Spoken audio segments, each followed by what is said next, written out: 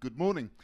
So we have Rola Bauer, and she's an executive producer. Her titles have included The Company, The Pillars of the Earth, Harlan Coben's Shelter, and she's worked for companies like Alliance ProSieben, Studio Canal, Amazon MGM, and she set up a company called Tandem, which we'll come to.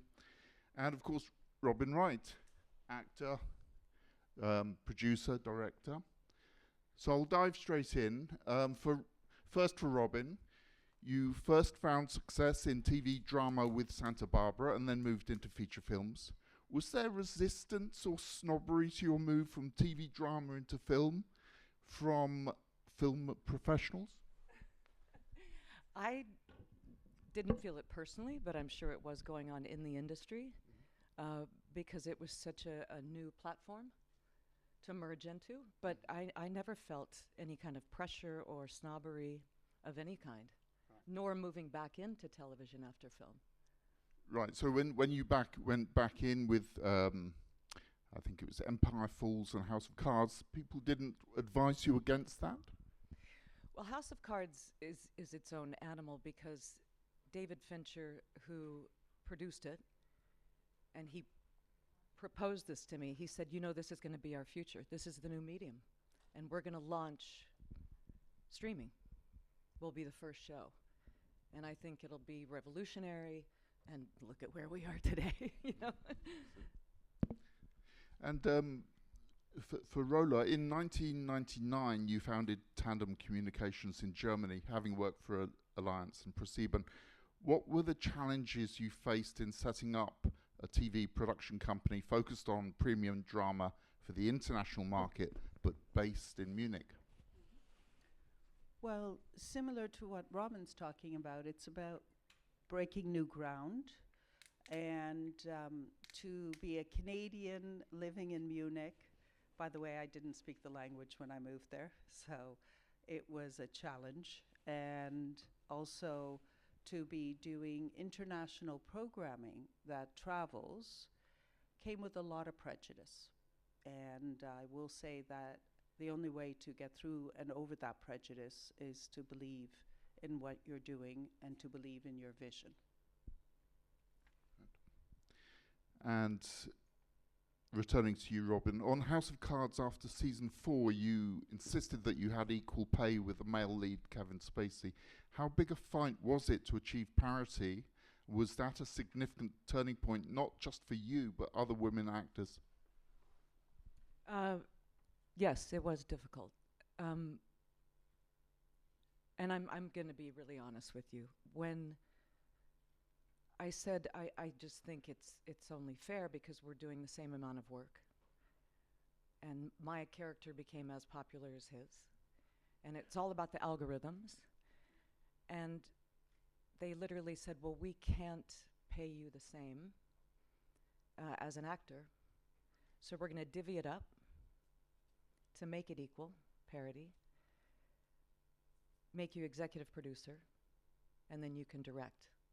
And then we'll give you 3 different paychecks. And I said, why can't you pay me the same as an actor? And they said, because you didn't win an Academy Award. Okay. And a question for Rola. You have worked both as an executive for large corporations and as an independent producer. What are the pros and cons of each role, and did you face any additional challenges because you were a woman? I think even today, unfortunately, we're still having to fight the fight. Why do we have to fight the fight is a whole other discussion, Leo. But what is important, and I think what is key to everything that we do, is to, once again, it comes back to believe in what you're wanting to do, believe in the type of productions that you want to tell. Because we're so lucky to be doing what we're doing, and we're fortunate to play around with bigger budgets and having the ability to produce in a world that gives us a certain amount of freedom.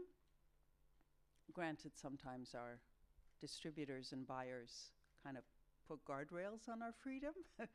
So we try to break through that and convince them that we have that vision.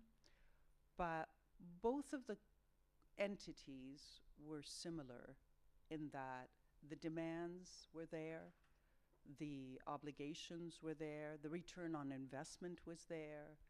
There is not much of a difference. It's the same as when somebody said to me, what is it to be an executive producer? I say it's sometimes like being a mom and having to deal with a lot of children, and sometimes it's the same as running a corporation and having to deal with a lot of different entities.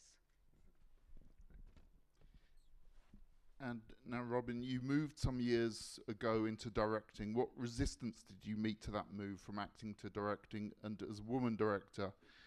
And what were the benefits to you as an artist and to the drama you created that came from that shift in role? Really, it was a gift because it happened on House of Cards halfway through the 6 years.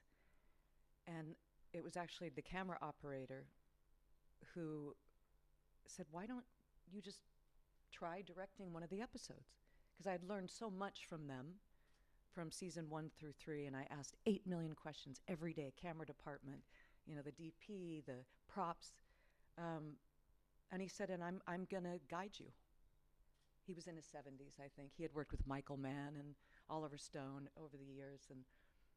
And he said, I'll show you. I'm gonna teach you camera, lenses, why we shoot this show this way. And he did. He gave me cinema school. So I didn't have any pressure. I mean, I was encouraged to do it. And a question for you both. What are the stories that you like to tell through TV drama, and have they changed as you move through your careers? I mean, should we start with Rola? When I did my thesis in university, I had a discussion about the 2 E's. And what I meant by that is, what do we first and foremost do to entertain people? Because if you don't entertain people, they're not going to come. They're not going to focus. They're not going to be encouraged to go further into the next episode or the next part of the story. And then the next is, if it's possible, and if we can, again, because we have such luck to be doing what we're doing, enlighten, give something back. Have an opportunity to have your audience who are watching your show say, shit, I never knew that. Wow, that's cool. That would be the ultimate of, since, again, I'm not going to tell you when I graduated from university, too many years ago. But since then to now, I've always looked for those stories and gravitated towards those narratives. And Robin? You stole the words out of my mouth. That's I why didn't we even go love to working university. together. It is about what's the point in being a storyteller if you don't allow the audience to feel, whether that's happiness, sadness, grief, doesn't matter. Just to emote and then have the response come from the audience. And I think that's why people turn shows off, because there's a flatness to it. And if you want to get angry at a character, you know, like Baby Reindeer was a perfect example where you're like, oh, I just couldn't stand, how great. She was perfect for that role. Yeah. And another question for Robin. You have been active in philanthropy and as a women's rights campaigner. Was there any pushback to your activity in those areas, and why is it important to you to play such a role? I mean, the activism started because I founded a female pajama line, and it was intended to be a give back company because I couldn't get any traction in Washington, D.C. For the women of the Congo, where the minerals were coming from to feed our devices that we use every day. And it's more women are raped in that country than people died in World War II. That's the statistic. And when I heard that and I went to the Congo, I really wanted to go to the electronic companies and say, can you wake up? And if it means charging $1 more for your iPhone or your Nokia, and that $1 can go to protecting these women on the ground. So that was sort of the inception of the idea, and then it just carried on, where I just wanted women to have the freedom. And a lot of those women that I met that were in hospital for 8 to 10 months, some of them are now doctors and lawyers because of what our company was able to give them in school and protection and community centers. Was there any pushback to you doing from that? DC, yeah. Yeah. You know, where Congress people would be like, yeah, we'll get to it. They just wanted to take a selfie with you, you know, at the end of the day. And a question for you both. You've both made the move into streaming. For Robin, did it seem a significant shift when you took that role in House of Cards? And did it have any influence on your approach to the drama series? Well, it was sort of a pact that I made with David Fincher. I said, I did television first, a soap opera, and I was contracted for 2 years, and they added 2 years to my contract because I did The Princess Bride in the middle. So they killed my character, and then they said, you have to come back and do 2 years, and we'll bring you back to life. And they did. And I just said, I don't think I can do that grind anymore. And he said, we don't know year to year if we're going to be picked up again by Netflix. So just go year to year. And I said, well, I'll do it on one condition, is that I can write with the writers my character, so she's not just arm candy on Mr. Underwood.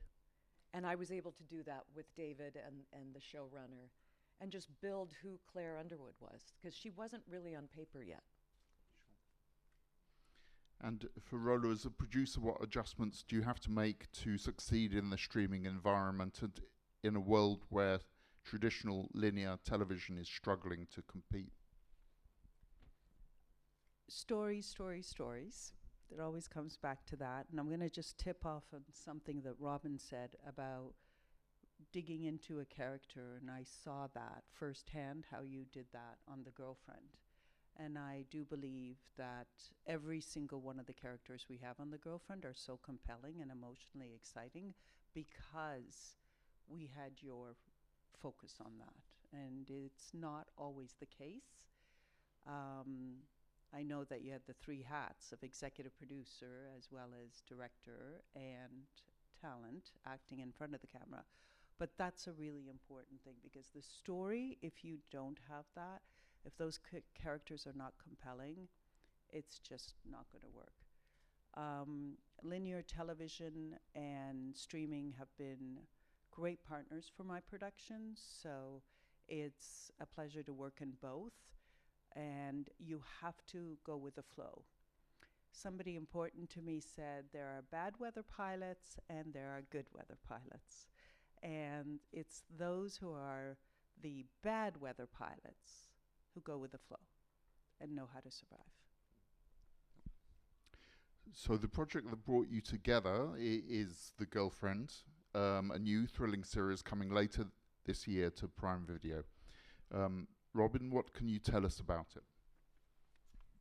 It came to me about almost 4 years ago now, and it's from Michelle Francis novel called The Girlfriend. And Imaginarium Productions called and said, would you like to act in it? And I said, I will, but can I direct a little bit of it too? And develop it. The look, the style. So that meant doing the pilot. And then we proposed the idea to Rola and team at Amazon, and they loved it. They didn't have anything like it on their template. And we all collaborated together to really build the 6 episodes and the tension between these 2 women who are fighting over one young man who plays my son. That's actually the genesis of it, to have mom protecting her son when the girlfriend is brought home. The girlfriend is brought home. And I remember that first meeting. we have a son, so I completely understood and realized that poor young woman when she comes home with our son. Well, when you think about it as being a parent, right, it doesn't matter if it's a daughter or son. That boy or that girl is just not good enough for, it's all about stuff. Great. Sounds fantastic. Can't wait to hear more about it. Now,